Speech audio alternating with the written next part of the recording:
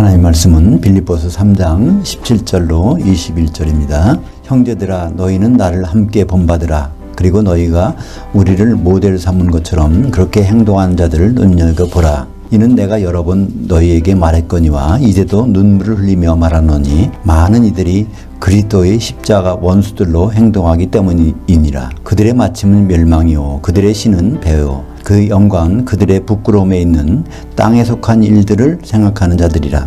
그러나 우리의 식민도시는 하늘들에 있는지라.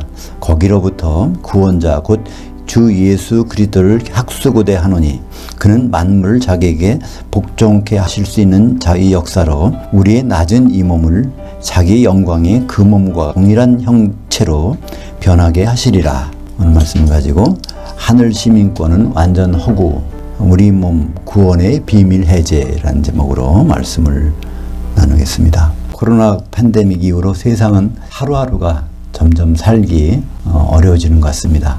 뉴스를 안 보고 인터넷을 안 봐서 그렇지 보면 보는 대로 세상이 좋아지기는커녕 점점 힘들어지고 있지 않습니까? 이것이 다시 좋아질 수 있을까요? 날씨가 궁금하면 우리가 일기예보를 보면 알 수 있습니다. 그러니까 예수님의 그 재림 예보를 한번 다시 경청할 때가 되지 않았을까요? 누가복음 21장 10절 11절에 보면 민족이 민족을 나라가 나라를 대적하여 일어나겠고 곳곳에 큰 지진들과 기근들과 전염병들이 있겠고 또 무서운 일과 하늘로부터 큰 징조들이 있으리라. 이런 일들이 수천 년 동안에 반복되어 왔지만 이렇게 동시다발적으로 일어나고 있는 것은 요즘이 아닌가 생각이 됩니다. 그 민족이 민족을 나라가 나라를 전쟁을 하고 그런 소문들도 들릴 뿐 아니라 지진, 기근, 전염병들 이게 그냥 보통 전염병이 아니라 팬데믹이라고 하는 거죠. 전 세계적인 그런 것들이 여기 보면 예수님 말씀하시기를 단수가 아니라 복수로 돼 있어요. 그러니까 이런 일들이 일어날 때 이게 바로 예수님이 오신다는 예보를 해주셨습니다. 일기예보는 틀릴 수 있지만 이 주님이 말씀하신 재림예보는 틀릴 수가 없겠죠. 그러니까 우리는 어떻게 이 세상을 살아가느냐 그보다 중요한 것은 어떻게 죽느냐가 중요하죠. 근데 그거보다는 더 어떻게 부활하느냐가 더 중요한 것입니다. 그죠? 우리가 이 세상 사는 육신을 갖고 사는 기간보다는 영의 몸으로 주님과 더불어 사는 시간이 훨씬 길기 때문에 그렇습니다. 바울은 특별한 소망을 우리에게 주고 있습니다. 빌립보서 3장 11절에 보면 어떻게 해서든지 죽은 자들 가운데서 특급 부활에 이르려 하노니 바울은 특급 부활이라는 말을 쓰고 있어요. 그러니까 바울이 이전에 많은 서신서에서 뭘 썼습니까? 우리가 부활한다 이런 말을 많이 했지만 특급 부활이라는 말은 성경에 이곳에 한번 나옵니다. 그러니까 부활이란 말은 아나스타시스라고 합니다. 스타시스는 서 있는 거, 아나는 다시. 그 다시 서 있는 것이 부활인데 그 아나스타시스에다가 그 X가 붙었어요. 아주 특출한, 그러니까 특별한 부활이 있다는 것입니다. 이게 무슨 말일까요? 모든 사람은 부활한다는데 특별한 부활이라니요. 그러니까 이 말은 우리가 부활해서 심판을 받은 후에 주님과 영원히 있는 그 시간들이 거기에 들어가는 것이 진짜 좋은 부활이고 우리가 부활해서 공중까지 가서 주님을 만났다가 거기서 심판대에서 지옥에 떨어지는 일 그건 좋은 부활이 아니라는 겁니다. 그러니까 이 부활에 대해서 계시록에도 나옵니다. 그건 계시록에서는 특급 부활이 아니라 첫째 부활이라는 말로 표현되어 있어요. 이 첫째 부활은 부활의 순서가 아닙니다. 부활의 순서로 따지면요. 누가 첫째일까요? 예수님이 첫째입니다. 고린도전서 15장 22절 23절에 보면 이 그리스도께서 부활의 첫 열매요. 그리스도인들이요. 그 다음에 마지막 부활이 있으니 그것은 예수님이 천년왕국을 마치고 그걸 아버지께 바칠 때 그때 백보자 심판 때에서 또 부활이 있다는 것입니다. 부활은 세 번 있는데요. 예수님이 첫째 부활, 또 우리 성도들이 예수님 모실 때 둘째 부활, 세 번째는 백보자 심판 받으려고 모든 사람들이 부활하는 것. 이렇게 세 번째 있는데 요한계시록 20장 6절에서 이 첫째 부활이라는 말은 정확히 번역하면 제일 좋은 부활이라는 단어입니다. 제일 좋은 부활에 참여하는 자들은 복이 있고 거룩하도다. 이것은 무엇일까요? 부활해가지고 심판받았는데 주님과 계속 있게 되는 부활. 그게 제일 좋은 부활입니다. 설명이 나와 있죠. 둘째 사망이 그들을 다스리는 권세가 없고, 그러니까 둘째 사망은 백보자 심판대에서 불못 들어가는 거죠. 그러니까 불못과는 전혀 관계없는 길을 간다는 것입니다. 그들이 하나님과 그리스도의 제사장들이 되어 1000년 동안 그리스도와 더불어 함께 통치하리라. 그러니까 1000년 동안 통치하는 나라니까 그건 천년왕국이죠. 그러니까 천년왕국에서 주님과 더불어 지내는 그러한 부활이 근데 여기서 제일 좋은 부활에 못 들어가는 사람들은 어떻게 될까요? 거기 그 사람들에 대한 기록이 요한계시록 20장 5절에 있습니다. 뭘까요? 그 나머지 죽은 자들은 그 천년이 차기까지 다시 살지 못하더라. 그 나머지 죽은 자들은 기독교인 중에서 부활했다가 다시 불섞인 유리바다 들어가서 거기에 던져져서 1000년 동안 사는 사람들입니다. 요한계시록 18장 21절에 보면 큰 성 바벨론이 음행을 했기 때문에 불섞인 유리바다에 들어가는데 그들이 보이지 않는다는 거예요. 그들이 보이지 않는다는 것은 무슨 뜻일까요? 요한계시록 20장 13절에 그 바다가 죽은 자들 내주고, 그러니까 그 바다, 불섞인 유리바다 지옥은 다시 죽어있는 상태라는 것입니다. 영적인 몸으로 살아있다가 영적인 몸이 다시 죽은 상태에 들어가는 것이 바로 지옥에서 1000년 동안 있는 것을 성경에서는 우리에게 말해주고 있는 것입니다. 오늘 우리가 읽은 빌립보서, 이 빌립보 도시는요 특별한 도시입니다. BC 42년, 기원전 42년경에 로마 황제 옥타비아누스가 안토니우스를 격파하고, 그러니까 이게 로마 제국에서 초창기에서 마지막 전쟁입니다. 근데 전쟁이 끝났으면 군인들을 다 데려올 텐데 군인들을 데려오지 않고, 군인들을 로마에 데려오지 않고 더 멀리 이 빌립보이라는 그 먼 땅에 가다가 거기다가 데려다 놨어요. 그리고서 그 사람들에게 로마 시민과 같은 특별한 특혜를 줬습니다. 그래서 만들어진 도시가 빌립보 도시입니다. 그러니까 빌립보 도시는 아주 특별한 도시입니다. 그러니까 로마 황제의 보호를 받는, 그 로마 황제시 보호를 받는 특별한 도시. 그러니까 이거 다른 말로 황제의 식민도시라고 하는 것입니다. 원래 식민지라는 것은 어떤 부정적인 생각이 있죠. 우리가 일제 식민지인 시절이 있기 때문에. 근데 그 식민지의 통치자가 누구냐에 따라서 그거는 부정적일 수도 있고 좋을 수도 있습니다. 그죠? 근데 그 빌립보는 로마 황제의 식민지였어요. 그 당시에 최고로 가는 그 왕이 보호를 받을 수 있는 식민지를 있던 것이 빌립보 도시인 것입니다. 근데 빌립보 도시에 빌립보 시민권자만 사는 것이 아닙니다. 빌립보 시민권자들은 그 많은 혜택을 누리지만 빌립보라는 도시에서 이방인으로 가 있다면 거기에 전혀 반대되는 일이 벌어지는 것이죠. 세금도 많이 내야 될 거고 보호도 못 받고, 하여튼 그 도시에서 아주 제일 빈곤한 삶을 살게 되는 것이 빌립보에 사는 비시민권자일 것입니다. 근데 거기에 유럽 최초의 교회가 세워진 것이 바로 빌립보 교회입니다. 루디아라는 여자가 있었는데 그 사람은 아시아 지역의 두아디라 성에서 옷감 장사라는 사람이 빌립보 도시에 가서 거기에서 이제 장사를 하고 있었어요.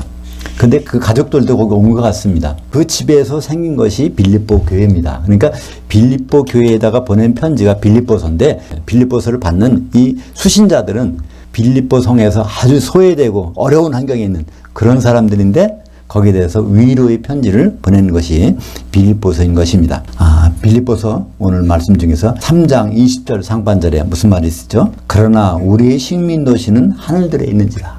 빌립보에 있는 이 사람들은 로마 황제 식민지라고 해서 그 시민권자들은 굉장히 우대를 받고 있지만 사실 여기서 우리는 하늘들의 식민지라는 거예요. 하늘들에 누가 계실까요? 우리 성경 번역할 때 하늘들을 번역 안 해가서 혼돈이 많이 생겨요. 하늘과 하늘들의 차이점은 엄청납니다. 셋째 하늘과 하늘들은 장소가 다른 것입니다. 지금 아버지 하나님은 어디 계실까요? 하늘들에 와 계십니다. 근데 그러니까 하늘들에 있는 식민도시라는 것은 하나님 아버지의 통치를 받는 것이 있는 것이 말하자면 교회라는 거예요. 교회가 세상 가운데서 천대를 받고 어려움을 당하고 있지만 사실은 하나님 아버지께서 특별한 보호를 하고 계시는 그것이 교회라는 것을 말씀하고 있는 것입니다. 오늘 본문을 가지고 많은 분들이 설교를 합니다. 하늘 시민권, 하늘나라 시민권, 천국 시민권. 우리는 천국 시민권을 가졌다. 하늘나라 시민권을 가졌다. 네, 그러니까 안심하라. 그런 뜻으로 말씀을 전하고 있는데 하늘 시민권이라는 단어는 없습니다. 이건 허구입니다. 오늘 제목처럼 하늘 시민권은 완전히 허구. 있지도 않은 걸 가지고 그걸 갖다가 좋다고 갖고 있으라고 하는 것은 이거는 좀 속이는 일 아닙니까? 자기도 모르게. 그건 하늘들의 식민 도시를 하늘 시민권이라고 잘못 번역하는 것입니다. 그러니까 한번 잘못 번역해 놓으니까 계속해서 그런 줄 알고 있는 것이죠. 사실 생각해 보시죠. 우리가 하늘 시민권을 가졌다고 해서 이게 무슨 유익이 있습니까? 주님 오시면 공중에 올라가서 우리가 심판을 받을 겁니다. 그리스도 심판대 심판 받는데 거기 나 시민권이 있어요. 그 시민권 거기서 보지도 않고요. 혜택도 없어요. 그거 시민권이란 종이 쪽지가 있다고 해서 거기 가서 주님 만나갖고 쓸 데가 아무것도 없는 것입니다. 더구나 그런 시민권은 있지도 않습니다. 그러니까 중요한 것은 바로 하늘들에 있는 식민도시, 우리가 처한 우리가 그리스도의 몸을 이루고 있는 교회가 정말 어떤 것인지, 하나님 아버지의 통치 가운데 있는 그 내용이 어떤 특권이 있는 것인지 그걸 깨달아야 되는데, 우리는 죽어서 거기 가는 시민권을 갖고 있다고 생각하면 이게 엉뚱한 얘기가 돼버리고 마는 것입니다. 지금 하늘들에는 아버지께서 통치하고 계십니다. 우리가 삼위일체 하나님이라고 하는데요. 아버지 하나님, 아들 하나님, 성령 하나님. 근데 구약에서는 엘로힘이라고 해서 삼위께서 일체가 돼서 행동하셨어요. 창세기 1장 1절에 보면 하나님이 태초에 천지를 창조하셨다고 했는데 정확하게 번역이 안 된 것입니다. 성부, 성자, 성령의 하나님께서 하늘들과 땅을 창조하셨는데 창조하셨다는 단어는 단수고 하나님은 복수입니다. 세 분의 하나님께서 한 몸이 되셔서 창조하셨다는 것이 성경 창세기 1장 1절부터고 말라기에서 끝장 끝절까지 바로 구약 성경에는 삼위일체 하나님이 그렇게 행동하셨습니다. 근데 신약에 내려오셔는 어떻게 되십니까? 예수님께서 하늘로 오르러 기도하시잖아요. 그리고 예수님이 말씀하셨어요. 내가 가면 그분을, 성령 하나님을 너에게 보내주실 텐데. 그러니까 우리 인간의 제한적인 눈으로 볼 때는요, 성부 하나님, 성자 하나님, 성령 하나님이 따로 활동하시는 것 같이 이렇게 느껴지는 거예요. 그분의 일을 완성하실 때까지는. 그러다가 마지막으로 요한계시록 22장 보면 거기 나오죠.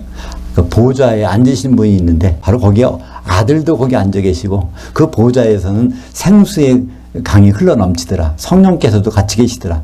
바로 하나님이 일이 완성된 다음에는 다시 한 몸으로 활동하시는데 그 전까지는 따로 계십니다. 그 예수님은 지금 어디 계실까요? 여기에 안 계십니다. 안 계시니까 그분을 기다리잖아요. 그분은 셋째 하늘에 올라가셨습니다. 그리고 성령님은 어디 계실까요? 성령님은 교회 가운데 계시죠? 고린도전서 3장 16절. 너희가 하나님의 성전인 것과 교회가 하나님의 성전인 것과 하나님의 성령이 너희 가운데, 교회 가운데 있는 것을 알지 못하느냐? 그래서 세상 사람들은 성령을 알지도 못하고 성령은 거기 계시지도 않아요.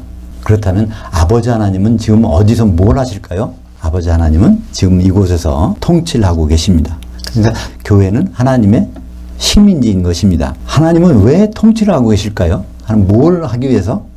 하나님은 비밀을 갖고 계신 분입니다. 에베소서 5장 31절, 32절. 하나님이 뭘 통치하시는지 통치의 내용이 있죠. 그러므로 남자가 부모를 떠나 그의 아내와 합해서 그 둘이 한 육체가 될지니 이 비밀이 크도다. 나는 그리스도를 향하여와 교회를 향하여 대하여 말하노라. 그러니까 하나님 아버지께서는 그리스도가 신랑이 될 때까지 또 교회가 신부가 될 때까지 그걸 위해서 통치를 하고 계신다는 것입니다. 근데 사실 신랑 그리스도는 혼인 준비하는데 아무런 어려움이 없어요. 이미 다 되셨어요. 그죠? 언제라도 오실 수가 있어. 뭐가 문제일까요? 신부가 아직 준비가 안 된 것이 문제인 것입니다. 산상수훈에 마태복음 5장, 6장, 7장은 산상수훈이라고 그러죠. 산상수훈에서 그 땅이 어린 양의 신부인 교회를 말하고 있습니다.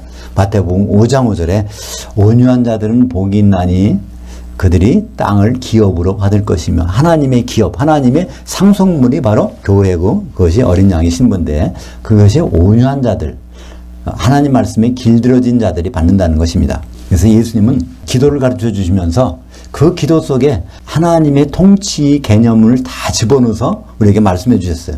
그러니까 우리가 주기도문을 하면서 거기에 하나님 뜻이 다 들어가 있단 말이에요. 마태복음 6장 9절과 10절 보겠습니다. 그러므로 너희는 이렇게 기도하라. 하늘들에 계신 우리 아버지요. 여기 하늘들이라고, 하늘이라고 안 했어요. 근데 우리말 번역에는 하늘로 되어 있으니까 이게 셋째 하늘이 아닌가? 이렇게 생각합니다. 정말 잘못된 번역인데 이것을 우리 기독교 역사가 한 100년 되죠. 개신교가. 100년 되는 역사 동안에 이것을 안 고칩니다. 어떤 번역 성경을 봐도 이걸 안 고쳐놔요. 그냥 하늘로 해놓습니다. 참 이상한 일이죠. 근데 하늘들에 계신 우리 아버지요, 아버지의 이름이 거룩히 여김을 받으시오며, 아버지의 이름은 여호와입니다. 여호와란 뜻은 성취하시는 분이에요. 그분은 뜻을 세워놓고 성취할 분, 그분의 이름이 거룩히 여김을 받는다는 것은 아버지의 계획이 성취되기를 바란다는 뜻이죠. 아버지의 통치가 임하시오며, 이것도 그냥 나라, 그의 나라가 임한다고 그러는데 이것은 이미 임한 상태에서 이 말씀을 하시는 것입니다. 주기도문을 주실 때는 이미 하나님 나라, 아버지 나라가 임한 상태예요. 그걸 어떻게 할 수 있죠? 마태복음 12장 28절에 보면 내가 성령을 힘입어서 귀신을 쫓아낸 것이면 하나님의 나라가 이미 너희에게 임하여 있느니라. 그러니까 이미 예수님 언제 성령이 임하셨어요? 30세 때 요단강에서 성령이 임했습니다. 그날 이후로 천국이 시작된 거예요. 하나님 나라가 시작됐습니다. 그러니까 여기서는 주기도문에서 하나님 나라가 임해달라는 기도는 이상한 기도죠. 이 나라라고 번역되는 것은 바실레이아, 바실레이아는 두 가지 뜻이 있습니다. 하나는 나라, 하나는 통치 행위. 하나님의 통치 행위가 계속 임하기를 기도하는 것이 바로 주님의 기도입니다. 그게 하나님 통치 행위가 어떻게 되는 것이요? 아버지의 뜻이 하늘에서 이루어진 것 같이, 이 하늘은 단수, 셋째 하늘, 창세기의 1장 1절 이전에 그때 이루어진 대로 땅에서도 이루어지다. 이때의 땅은 교회라고 그랬습니다. 그러니까 교회가 그리스도의 신부가 되는 것을 위해서 하나님 아버지는 통치하시는데 그것을 이루어지도록 우리가 그렇게 기도하라는 것입니다. 그러니까 우리는 주기도문을 암송할 때마다 하나님 아버지께서 신부 만들기 위해서 지금도 통치하시는구나, 이런 생각을 해야 될 것입니다. 천국은 다른 말로 딴 데 있는 것이 아닙니다. 죽어서 가는 것은 절대로 아닙니다. 천국이라는 단어도 번역이 잘못됐죠. 천국은 하늘들의 왕국입니다. 하늘들에 있는 하나님 아버지의 통치 공간을 천국이라고 말하고 있습니다. 그러니까 하나님의 통치 공간에서 무슨 일을 하실까요? 통치 공간에는 무슨 일이 있죠?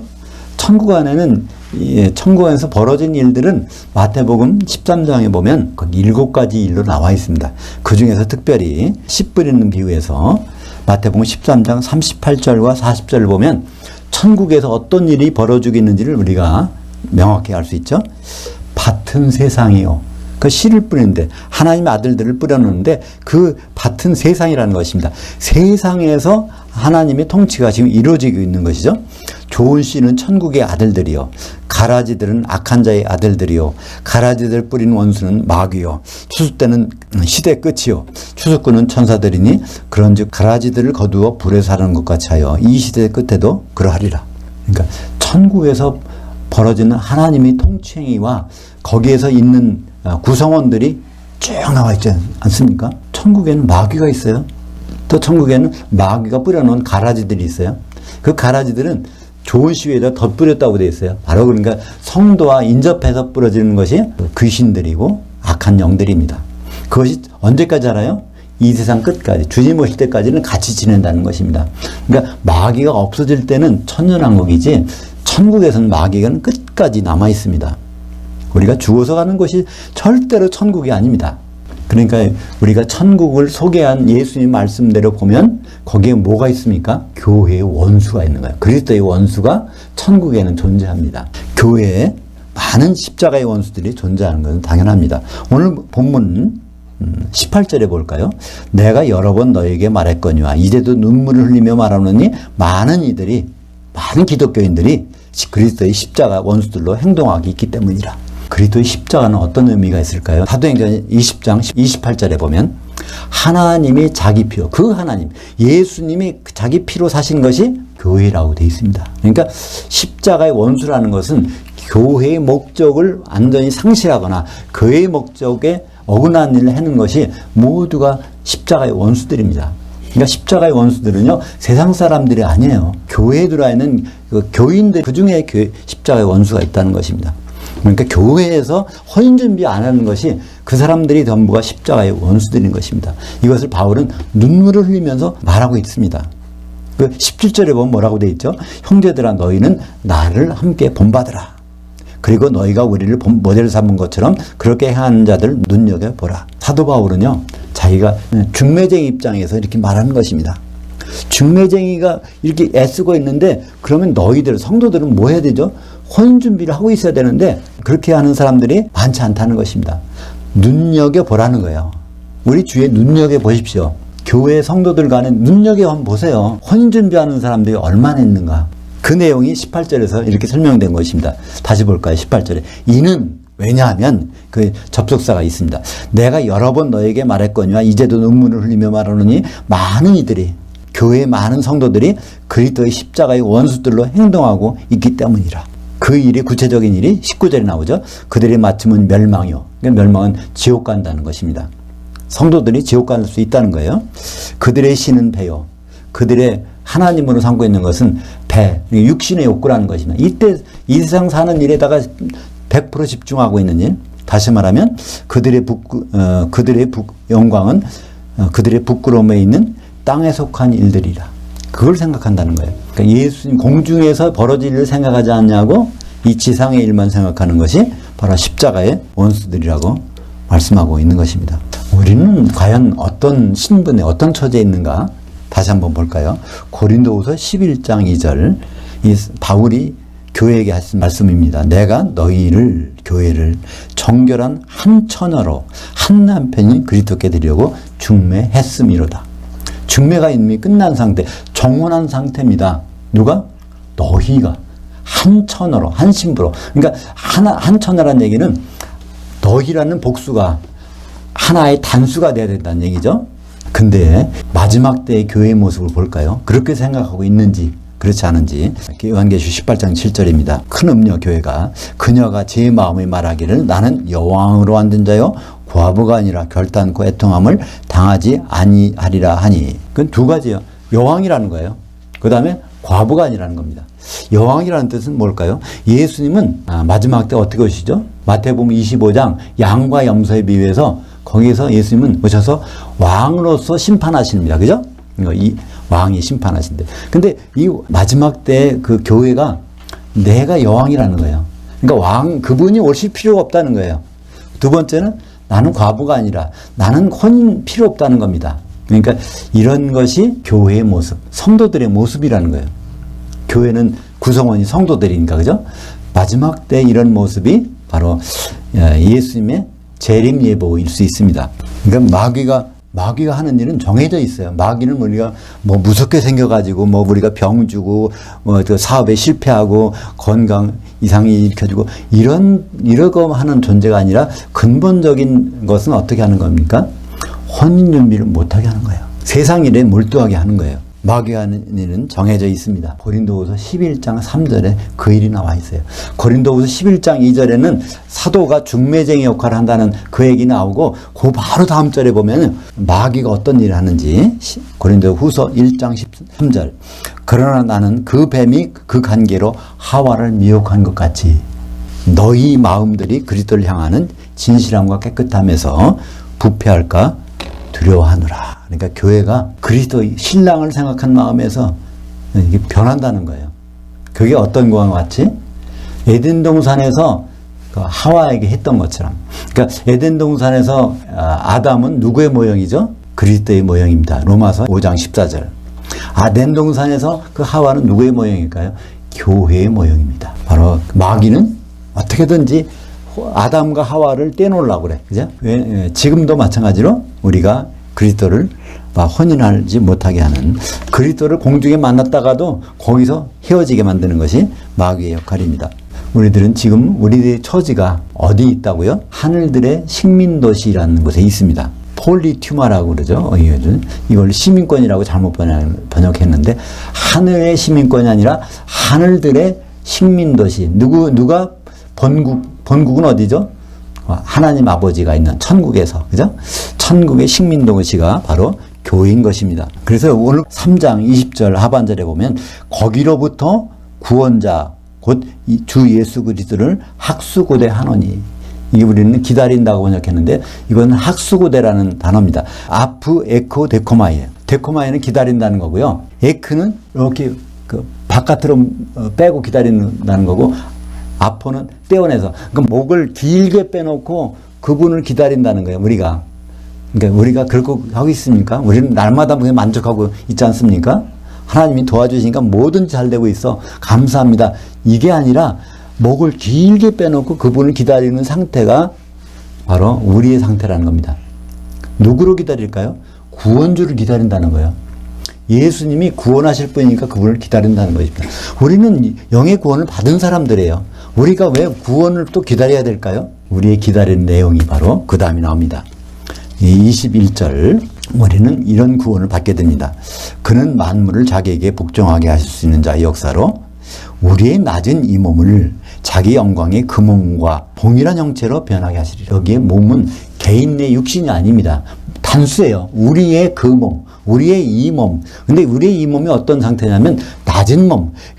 그분과 혼인하기에는 너무나 수준이 낮은 이 몸을 그분께서 오시면은 그분과 혼인할 수 있는, 신랑 옆에 설 수 있는 신부의 형체와 같이 영광스러운 몸으로 변화시켜 주신다는 겁니다. 그것을 몸의 구원이라고 합니다. 우리는 영의 구원도 있어요. 혼의 구원도 있어요. 그러나 최종적으로는 몸의 구원까지 가야 되는 것입니다. 그 몸은 각자의 몸이 아니라 우리가 영으로 부활체로 변하는 것이 몸의 구원이 아닙니다. 그 부활체로 변해가지고 주님 만나서 성령의 기름으로 한 몸이 되는, 신부가 되는 것이 완전한 몸의 구원이 되는 것입니다. 그 일은 어디서 벌어질까요? 지상에서는 그 일이 벌어지지 않습니다. 우리가 영의 몸을 입고 주님을 만나서 그 순간에 벌어집니다. 예수님은 그것을 말씀해 주셨어요. 마태복음 9장 15절에 신부실 아들들이 신랑과 함께 있을 동안에, 그러니까 신부실 아들들이라는 것은 혼인식에 있는 신부 대기실이니까, 신부실은 어디에 있죠? 공중에서 혼인잔치 하는 거니까 거기에 있습니다. 신부실에 있는 아들들. 이 아들들은 누굴까요? 하나님의 아들들, 성도들입니다. 신부실 아들들이 신랑과 함께 있을 동안에 슬퍼할 수 있느냐? 그러니까 신랑을 만날 때 실패할 수 없다는 것입니다. 그러나 신랑을 빼앗길 날들이 이르니 그때는 바로 금식할 것이니라. 우리는 주님을 만나서 계속 있어야 되는데 거기에서 뺏기는 사람들이 있다는 것입니다. 마태복음 25장 1절에 그런데 천국은 마치 등을 들고 신랑을 맞으러 나간 열처녀를 들고 갔다 하리니. 그러니까 천국 생활은 신랑을 기다리는 생활입니다. 등을 들고. 근데 등불이 꺼져갈 때가 있어요. 언제 꺼지죠? 기름이 떨어질 때. 그러니까 등불은 들고 있으면 항상 꺼져가. 기름을 채우지 않으면. 그러니까 우리가 성령을 날마다 충만해야 될 필요가 여기 있는 것입니다. 우리는 사는 동안 빛을 발하게 돼 있어요. 빛을 발하는 만큼 기름은 적어지게 돼 있어. 그만큼 우리는 채워줘야 됩니다. 그 채운 사람들이 슬기로운 다섯처녀. 그것이 못 채워진 사람은 미련한 다섯처녀. 운명이 바뀌지 않습니까? 마태복음 25장 10절에 신랑이 오므로 준비했던 자들, 기름 준비했던 자들, 성령에 충만한 자들은 함께 혼인 만찬에 들어가고 문은 닫힌지라. 혼인 만찬에 들어가서 이제 특급 부활, 1000년 동안 제일 좋은 부활에 가는 거죠. 근데 문이 닫혀서 기름이 준비되지 않은 소멸된 사람들은 낭패를 당하게 되는 것입니다. 그래서 우리 이 낮은 몸이 거룩한 그 몸이 되는 그 몸의 구원에 이루어진 현장이 어딜까요? 이 모습이 요한계시록 19장 6절 하반절부터 8절까지 있습니다. 제가 중간에 생략하고 읽겠습니다. 할렐루야, 우리 주 하나님 곧 전능하신 이가 통치하셨도다. 천국 통치를 마감하셨도다. 천국 통치가 여기서 끝났다는 얘기예요. 천국 통치가 끝나면 무엇이 벌어질까요? 그 어린 양의 혼인이 이르렀고 그 아내가 자신을 준비했으므로. 근데 그 아내의 모습은 한 세마포 옷을 입고 있는데 그것은 성도들의 의로움들이더라. 성도들이, 기름을 준비한 성도들이 이제 기름으로 하나가 된 세마포 옷을 입고 있는 것, 그것이 어린 양의 신부라는 것입니다. 그 어린 양의 신부가 됐을 때 예수님 혼인식에 가보면요, 그때 놀랄 일이 있어요. 우리가 어린 양의 신부가 되는 순간에 신랑이 싹 사라져요. 신랑이 없어요. 요한계시록에는 신랑이 나타나지 않습니다. 왜 그럴까요? 우리 다시 한번 보죠. 에베소서 5장 31절. 남자가 부모를 떠나 그 아내와 합해서 한 육체가 될지니 한 몸에 신랑이 완전히 들어가 있는 거예요. 영광스러운 몸으로 들어가 있는 거예요. 이런 결혼식이 있을까요? 이거는 세상에는 볼 수 없는 결혼식입니다. 신부가 제대로 다 거룩한 신부가 준비가 되는 순간에 신랑은 그 속에 들어가 있는 거예요. 그 모습이 요한계시록 21장 22절에 나와 있습니다. 그 성, 어린 양의 신부 새 예루살렘 성 안에서 내가 성전을 보지 못하였으니 이는 주 하나님 전능하신 이와 그 어린 양이 그 성전이 되심이니라. 그러니까 신부가 신랑과 한 몸이 된 상태가 새 예루살렘입니다. 사랑하는 여러분, 하늘 시민권은 없습니다. 이건 못 갖고 있다고 이렇게 서러워하실 필요 없어요. 있어봤자 공중에 올라와서 써먹을 데가 없습니다. 그러나 천국은 하늘들에 있는 하나님의 식민지입니다. 하나님은 식민 통치를 하고 계세요. 뭘 얻으시려고? 우리 교회를 어린 양의 신부로 맞으시려고 식민 통치를 하고 계십니다. 만약에 우리가 성도라고 하면서 주님과의 혼인을 생각하지 않는다면 그것은 바로 십자가의 원수고 그것을 요한계시록에서는 음행한다고 합니다. 큰 음녀는 바로 뭐라고 말합니까? 내가 여왕인데 난 남편이 필요 없다. 이것이 바로 마지막 시대, 우리가 사는 시대의 교회의 현주소인 것입니다. 하나님이 식민도신 이 지상교회에서 성령의 기름을 준비할 때 우리는 이 수준이 낮은 이 몸이 예수님의 신부의 몸으로 변화되는 것을 우리는 공중에서 체험하게 될 것입니다. 기도하겠습니다. 하나님 아버지 감사를 드립니다. 우리가 이 세상을 살면서 이 세상이 얼마나 험해가고 있는지, 살기 힘든 세상을 하고 있는지, 우리는 세상을 보면 하나님은 원망할 때도 있었습니다. 그러나 하나님 이 모든 것을 기상예보처럼 성경에 기록해 놓으셨는데 우리가 기록을 다시 볼 때 우리가 무엇을 해야 되는지를 알게 하심을 감사드립니다. 우리가 하늘들의 식민도시 하나님의 식민지에서 있는 이 지상교회가 주님 만날 때까지 혼인 준비를 할 수 있는 성도들이 될 수 있도록 인도하여 주시옵소서. 예수님 이름으로 기도합니다. 아멘.